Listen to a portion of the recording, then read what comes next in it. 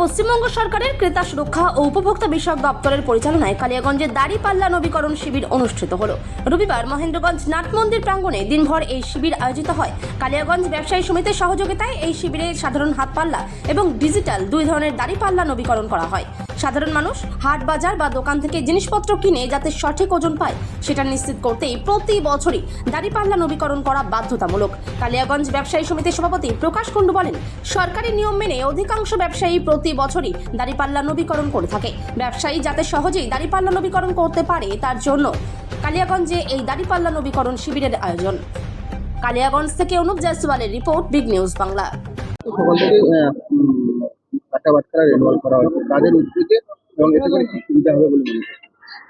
সকলকে কালিয়াগঞ্জ ব্যবসা সমিতির পক্ষ থেকে আন্তরিক শুভেচ্ছা এবং অভিনন্দন জানাই। আমাদের এই নাট মন্দির প্রাঙ্গণে যে কাটা বাটখারা রিনিউ হচ্ছে, এটা গত বছর নভেম্বর মাসের ডেট ছিল। মেট্রোলজি দপ্তরের আধিকারিক চেঞ্জ হয়ে যাওয়ার জন্য, আধিকারিক না থাকার জন্য একটু বিলম্ব হলো।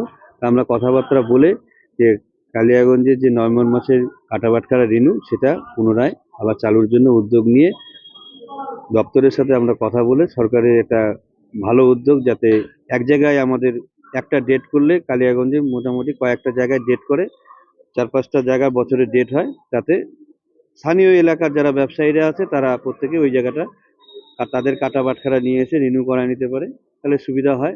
এবং ক্রেতাদেরও সুবিধা দেওয়া, যে আমাদের সঠিক মাপ যাতে ক্রেতারা পায় সেটার দিকে লক্ষ্য রেখে কালিয়াগঞ্জ ব্যবসা সমিতি এই কাটা বাটখারার উপরে বেশি রিনিউ করার উপরে উদ্যোগ নিয়ে থাকে। এটা আজকেরটা একদিনের, এরপরে যেদিন আবার হবে আমাদের যেরকম বটতলিতে হয়, কালিয়াগঞ্জ তারাবাজারের ওখানে হয়, ধনকলে হয়, কালিয়াগঞ্জ বিডিও অফিসের ওখানে হয়, বিভিন্ন জায়গায় হয়। বছরে একবার করে একদিন 2 দিন কোথাও, সংখ্যার উপর নির্ভর করে ডেট। নমস্কার।